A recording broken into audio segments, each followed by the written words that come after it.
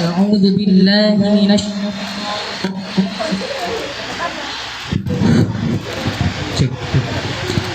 Bismillahirrahmanirrahim. Assalamualaikum warahmatullahi wabarakatuh.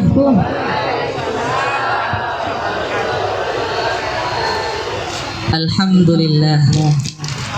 Walaupun ini sudah menjelang siang, tapi kita masih tetap semangat seperti semula. Masya Allah. Takbir. Allahu Akbar. Alhamdulillah. Alhamdulillahi wa kafa. Wassalatu wassalamu ala rasulillahil mustafa wa ala alihi wa ashabihi wa man wafa wa ba'd.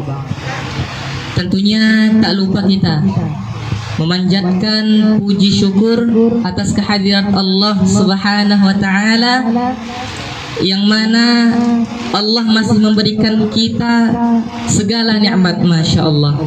Sama seperti Al-Ustaz Muhammad Nasir telah menceritakan, nikmat Allah tidak bisa dihitung. Salah satunya nikmat Allah kita bisa berhadir bersama-sama. Ini adalah majlis yang insya Allah penuh mulia. Yarfa'illahu alladhina amanu minkum. Insya Allah dengan berhadirnya kita di acara majlis ilmu ini, Allah angkat derajat kita insya Allah sampai kita bersama-sama lagi nanti di surganya kelak. Amin. Amin ya rabbal alamin. Tak lupa pula kita bersalawat kepada Nabi kita, Nabi besar Muhammad sallallahu alaihi wasallam. Allahumma salli wa sallim wa barik alaihi. Insyaallah kita semua mengharapkan fadilah syafaat kelak nanti di yaumil akhir. Amin. Amin ya rabbal alamin. Yang saya hormati tentunya Direktur Pesantren Tahfidz Az-Zaitunah Al-Mukarram Al-Ustaz Muhammad Nasir. Masya Allah. Kita doakan beliau senantiasa diberikan kesehatan oleh Allah Subhanahu wa taala. Amin. Senantiasa diberikan umur yang panjang dan barakah. Amin. Dilancarkan rezekinya. Amin. Dan kita sama-sama berharap semoga beliau nanti terus berkhidmat di jalannya Allah melalui penghafal Al-Quran. Amin. Amin ya rabbal alamin. Auzan turut berbangga kepada beliau. Kata Nabi sallallahu alaihi wasallam, "Man dalla ala khairin falahu mithlu ajri fa'ilih." Barang siapa yang mengajarkan kebaikan kepada seseorang, maka pahala orang yang mengerjakan kebaikan yang telah diajarnya itu adalah ditransfer nanti kepada sang pengajarnya. Jadi Auzan turut berbangga kepada Al-Ustaz, Asatid, Ummi, Ustaz yang mengajarkan anak-anak, teman-teman Auzan semua di pondok pesantren ini. Insya Allah kalian semua akan dimuliakan oleh Allah Subhanahu wa taala. Amin. Amin ya rabbal alamin. Hadir juga di sini yang mulia Bapak Suhamzah. Masya Allah. Pak, Bu, beliau adalah salah satu advokat dan pengacara hukum. Tapi beliau memiliki keinginan sama seperti tadi beliau bilang sama Auzan, "Nak, saya ingin mendedikasikan diri saya hanya untuk Al-Quran, nak. Itu yang saya mau." Bahkan beliau bilang sama Auzan, "Kalau saya duduk sama menteri, duduk sama presiden, pernah duduk makan, berhadapan dengan jaksa-jaksa, tidak ada takut saya. Tapi kalau depan penghafal Quran bergetar hati saya ini." Masya Allah. Pak, semoga dimuliakan oleh Allah Subhanahu wa taala. Kita terus harapkan beliau sehat selalu agar bisa berkhidmat bersama-sama di jalannya Allah Subhanahu wa taala. Hadis Nabi sallallahu alaihi wasallam mengatakan, "Man jahhaza zahiqa." Barang siapa yang mempersiapkan alat perang di jalannya Allah, fi sabilillah, siapa yang mempersiapkan alat perang di jalannya Allah Subhanahu wa taala, faqad ghaza, maka ia sama seperti mengikuti perang. Ini maksudnya apa Bapak Ibu semuanya? Ini hadis yang ditisoskan oleh para ulama bahwasanya salah satu hadis yang disebutkan adalah membantu para penghafal Al-Qur'an. Penghafal Al-Quran ini bukan hanya sekedar pembaca kalamnya Allah, tidak Bapak Ibu semuanya. Mereka ini adalah pejuang-pejuang agamanya Allah Subhanahu wa taala. Makanya Auzan kalau hadir di acara pesantren atau pondok tahfiz, Auzan di sini bukan untuk mengajar, tidak. Masya Allah, bahkan banyak ulama-ulama alim, ustaz-ustazah yang lebih tinggi ilmunya, sangat jauh dari ilmunya Auzan sebenarnya. Tapi alhamdulillah Auzan masih diberikan kesempatan untuk berbicara. Ini semuanya adalah anugerah dan karunia Allah Subhanahu wa taala. Juga ada di sini Bapak Anda Hakim Siregar. Dan juga ada juga bapak-bapak bendahara, bapak sekretaris jamaah Masjid Nurul Muslimin. Auzan tahun lalu sudah pernah berhadir Pak Bu di Masjid Nurul Muslimin ya Pak ya. Alhamdulillah kemarin juga tahun lalu ada mengisi acara memberikan motivasi menghafal Al-Quran juga. Dan 1 tahun berikutnya baru kita berjumpa lagi ya Pak Hakim ya. Masya Allah, itulah kalau udah Allah memberikan tali silaturahim, sekali kita silaturahim itu nggak akan terputus insya Allah nanti sampai kapanpun. Hadir juga di sini Dr. Andus Taufik, Masya Allah. Al-Ustaz yang di belakang-belakang ini luar biasa mulia-mulia ini Bapak Ibu semuanya. Tapi awak yang disuruh untuk berbicara, Masya Allah. Ya Bapak Ibu semuanya, hari ini tentunya tidak lupalah pula Auzan mengucapkan salam hormat kepada para wali santri, bapak ibu jamaah yang maaf tidak bisa Auzan sebutkan namanya satu persatu. Insya Allah ini tidak mengurangi rasa hormat dan ta'zim Auzan kepada para jamaah sekalian. Dan tentunya ada teman-teman santri, Masya Allah, luar biasa anak santri ini Bapak Ibu semuanya. Auzan turut bangga, Auzan turut senang, bahagia tentunya. Kenapa? Karena Auzan tahu Pak Bu, menghafal Quran itu sulit. Jadi hari ini kita menghadiri acara wisuda penghafal Al-Quran. Ada yang hafalnya 24 juz, ada yang 17 juz, dan ada 4 orang yang hari ini hafal 30 juz di wisuda. Masya Allah. Auzan tentunya, dan mungkin para jamaah juga seperti itu. Kita semua turut berbangga ya Bapak Ibu semuanya ya. Di saat mana anak-anak generasi zaman sekarang sibuk dengan bermain handphone, anak-anak sibuk tawuran, sibuk begal, sibuk narkoba, sibuk segala macam.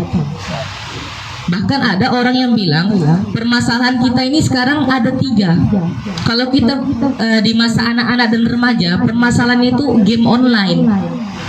Kalau kita udah masuk ke remaja sampai dewasa, permasalahannya apa? Judi online. Kalau udah dewasa sampai berumah tangga, apa permasalahannya? Pinjaman online. Jadi memang kita ini tidak terlepas dari namanya maslahat online Bapak Ibu semuanya.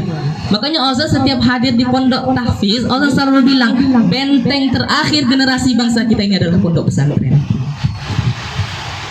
Walau anna ahlal qura amanu wattaqau lafatahna alaihim barakatim minas sama'i wal ardh. Sekiranya ada penduduk ahlul qura, penduduk kampung yang mereka beriman dan bertakwa kepada Allah Subhanahu wa taala, diturunkan barakah dari langit dan bumi Bapak Ibu semuanya. Percayalah kita. Jadi kalau kita bilang kenapa Indonesia ini sumber daya alamnya luar biasa Masya Allah, tapi kita miskin kita. Kenapa kita bandingkan dengan Malaysia, dengan negara tetangga kita Brunei Darussalam, bahkan kita bilang dengan Saudi Arabia Bapak Ibu semuanya. Bapak Ibu, sumber daya alam kita sama Saudi Arabia itu jauh lebih besar kita. Bahkan dulu Arab Saudi itu nggak punya apa-apa ya Pak Esad ya, nggak punya apa-apa Arab Saudi itu. Tapi setelah mereka beriman dan bertakwa sama Allah Bapak Ibu, keluar semua sumber daya alam yang mereka mau.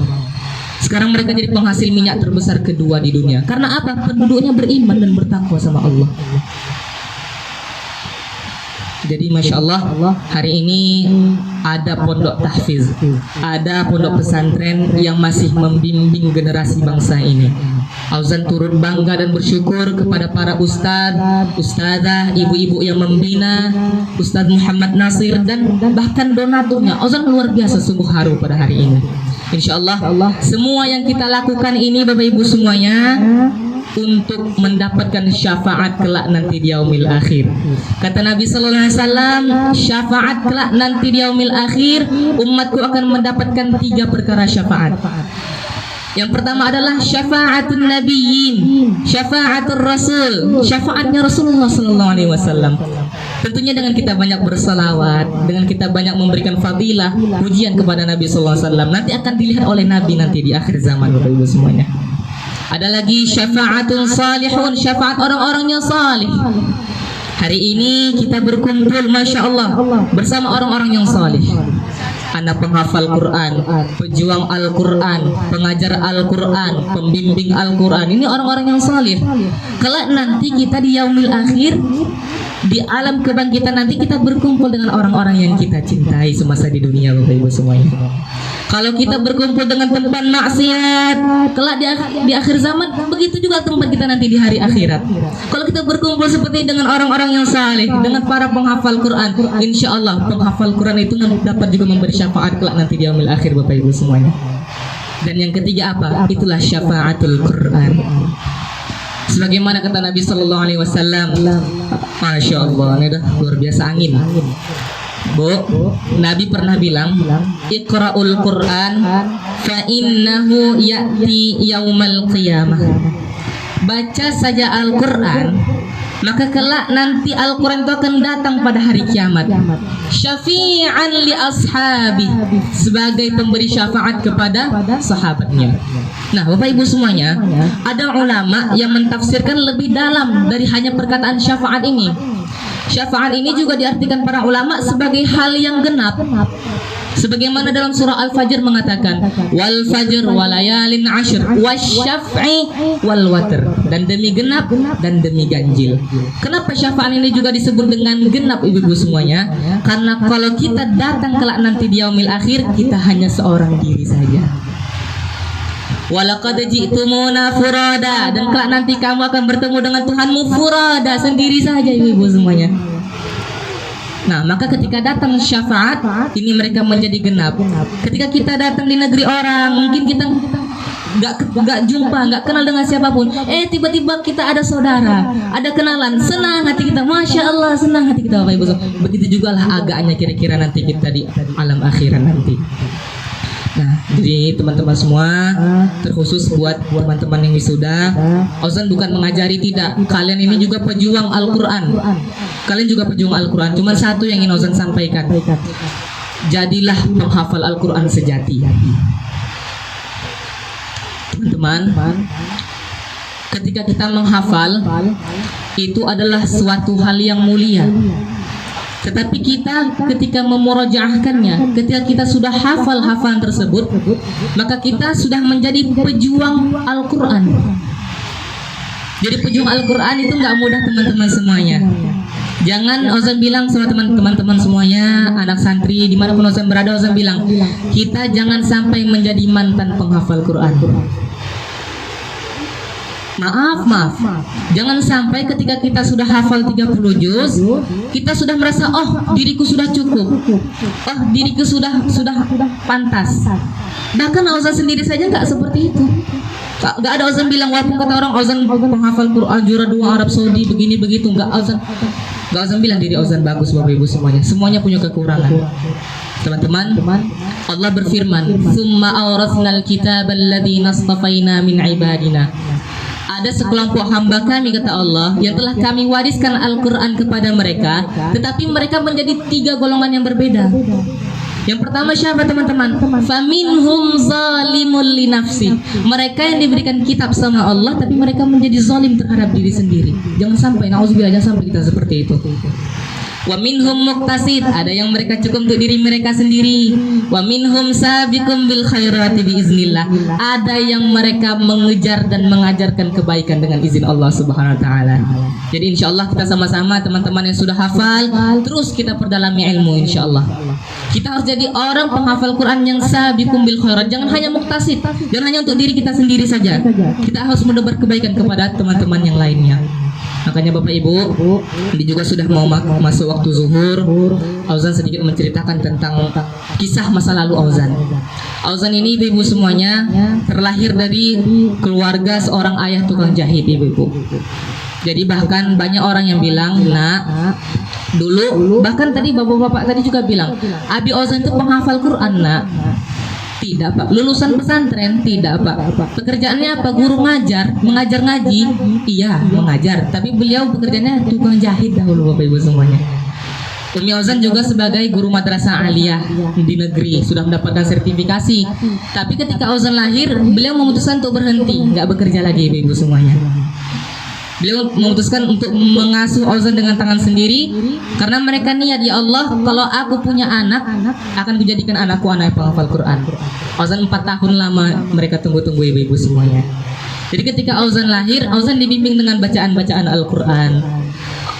Dahulu Auzan sedikit memberi motivasi, Ustaz, ya, hanya menceritakan pengalaman Auzan, bukan maksud untuk ngajari ustadznya cara ngapal tuh gini, enggak. Lalu pengalaman Auzan itu, ibu-ibu semuanya, para ustadz izin, Auzan ketika di masa kecil itu dengan metode talaki. Talaki itu mendengar saja, mendengar rekaman. Jadi misalnya surah apa yang mau Auzan baca, misalnya mau ngafal surah Ad-Duha, dibacakan 3 ayat sama Abi, direkamkan sebelum bekerja sebagai tukang jahit. Bismillahirrahmanirrahim.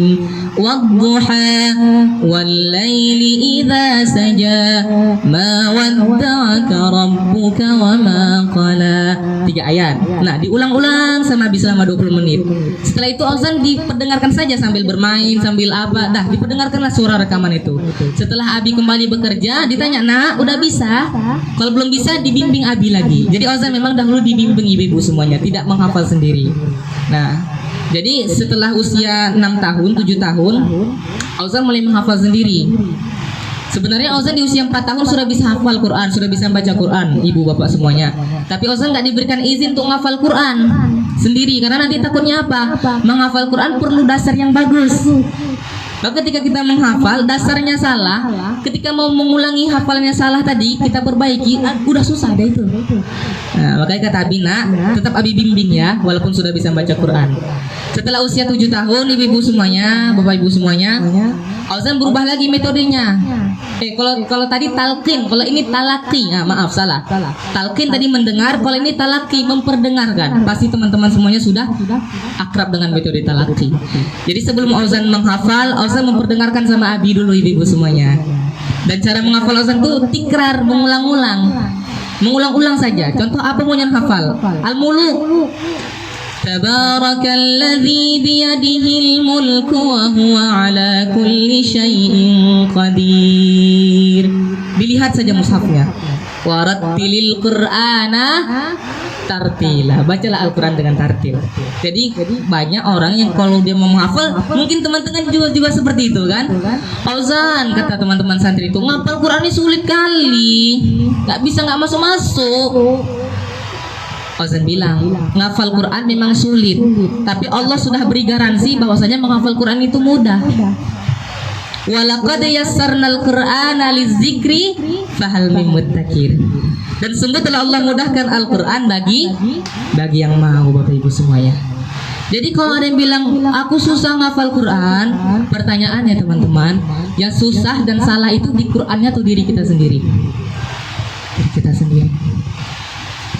Kalau Allah saja bilang mudah, sementara kita bilang susah, berarti kita sama aja melawan sama Allah.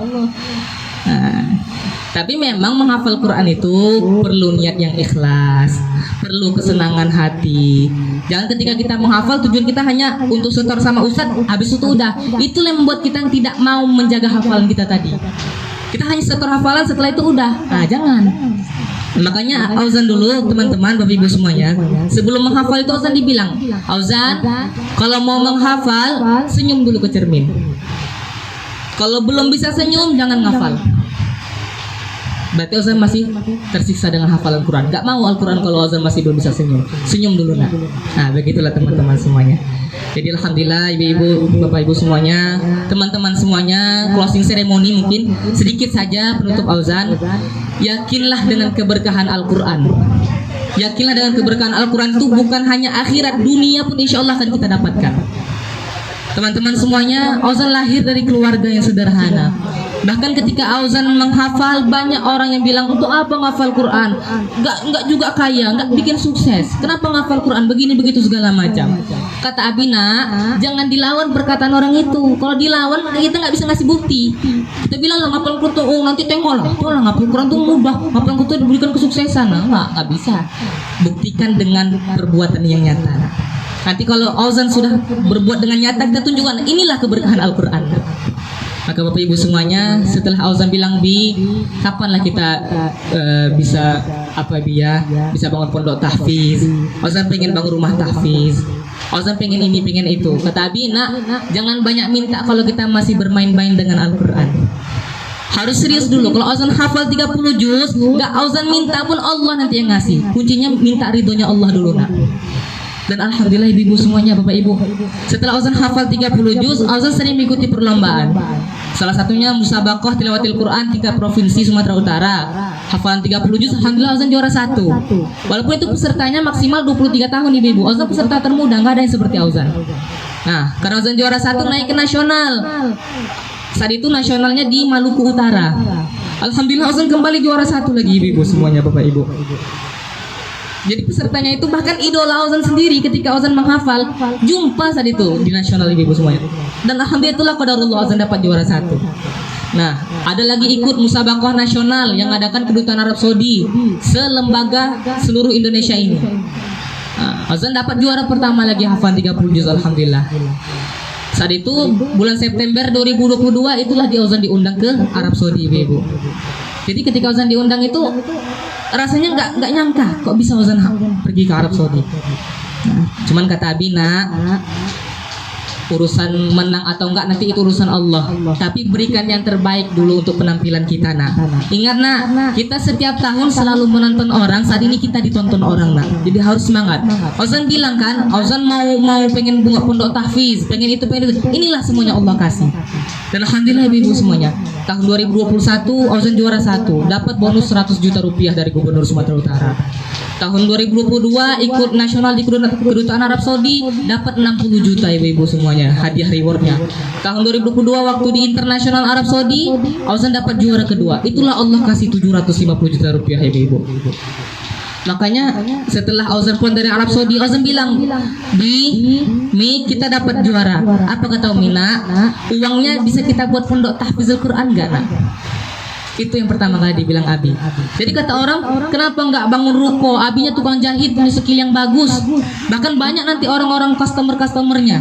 Ozan bilang, kata Abi, kalau saya Pak mau mencari dunia nggak perlu Ozan menghafal Quran dulu. Dari dulu saya sudah cari kekayaan dunia kalau saya memang mau Pak. Tapi yang saya mau Ozan hafal Quran. Tapi karena Ozan hafal Quran ini Allah lah yang tahu, maka Allah kasihlah rezeki itu. Nah, jadi sekarang ibu-ibu semuanya, ustaz, ustazah, alim ulama yang Ozan hormati, mohon doakan Ozan. Ozan juga sekarang sedang membangun pondok tahfizul Quran yang sudah 3 tahun pembangunannya tapi belum selesai. Tapi insya Allah rencana kalau bisa kita terima murid tahun ini sudah insya Allah Ozan terima walaupun belum selesai sepenuhnya. Jadi banyak yang bilang, nak kapanlah selesai pondok tahfiz itu? Nanti ya Pak ya, belum selesai. Nanti ya Pak ya, sudah 3 tahun Ozan bilang nanti aja, nggak mungkin kita bisa gini-gini aja bidah. Jadi kita bangunlah pondok tahfiz Quran. Semuanya untuk apa ibu-ibu semuanya, bapak ibu, semuanya kita untuk mengalirkan ilmu yang kita dapati. Nah sekarang Ozan turut bangga Ustadz Nasir, para donatur, alim ulama sudah banyak mengajarkan orang-orang. Sementara Ozan hanya muktasib untuk diri Ozan sendiri aja, belum sabiqum bil khairat. Nah maka Ozan inginlah mengajar kebaikan. Insya Allah Ozan bangun pondok tahfiz, anak-anak menghafal mukim di rumah Ozan. Satu bacaan yang mereka baca juga akan mengalir kepada Ozan nanti insya Allah.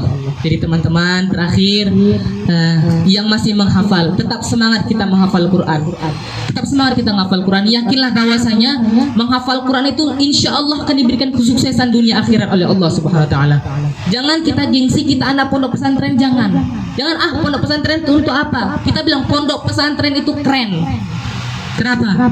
Kalau nggak karena pondok pesantren kita nggak akan jadi anak yang berguna bagi bangsa nanti ke depannya. Jadi teman-teman tetap semangat hafal Quran. Insya Allah kalau kita terus bersama Al-Quran, Al-Quran nanti akan tahu fa inna ma'al usri yusra, inna ma'al usri yusra. Di dalam kesusahan yang kita dapatkan itu nanti akan ada kemudahan yang Allah berikan.